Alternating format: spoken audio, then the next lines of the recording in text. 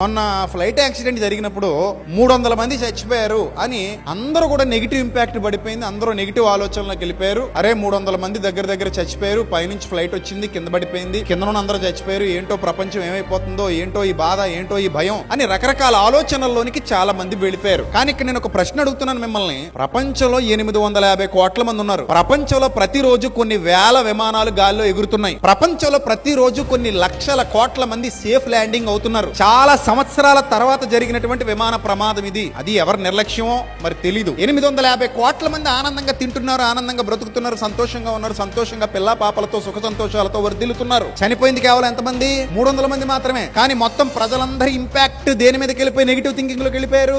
ఇంకా విమానాలే ఎక్కకూడదు అనుకున్న వాళ్ళు కొందరైతే, అమ్మో విమానాశ్రయాల చుట్టూ ఇల్లు కొనకూడదు అనుకునే వాళ్ళు ఇంకొందరైతే, ఈ టైప్ ఆఫ్ ఆలోచన విధానం వచ్చింది తప్ప ప్రపంచంలో 850 కోట్ల మంది ఉన్నారు కదా. ఈ 850 కోట్ల మంది హాయిగా సంతోషంగా ఆనందంగా భోంచేస్తూ పిల్లా పాపలతో సుఖ సంతోషాలతో వర్ధిల్లుతున్నారు కదా. ఈ 300 మంది లెక్క అందరికీ ఆపాదించడం ఏంటి అంటే, చూసారా నెగిటివ్ థింకింగ్ యొక్క ఇంపాక్ట్ ఎలా ఉంటదంటే అసలు ఈ ఆకాశం అంత పాజిటివ్ థింకింగ్ ని కనబడనివ్వదు. అలాగే ఈ రోజు సమాజం కూడా నెగిటివ్ విషయాల మీద చూపించినంత ఇంపాక్ట్ అది పాజిటివ్ విషయాల మీద పడట్లేదు. కానీ ఒక విషయం గుర్తుపెట్టుకోండి, పరలోకపు తండ్రి ఈ ప్రపంచాన్ని ఆ పరమాత్ముడు కాపాడుతున్నాడు. ఒక్క ప్రమాదం మనకు విషయాన్ని గుర్తు చేయాలి, ఈ లోకం శాశ్వతం కాదు అని.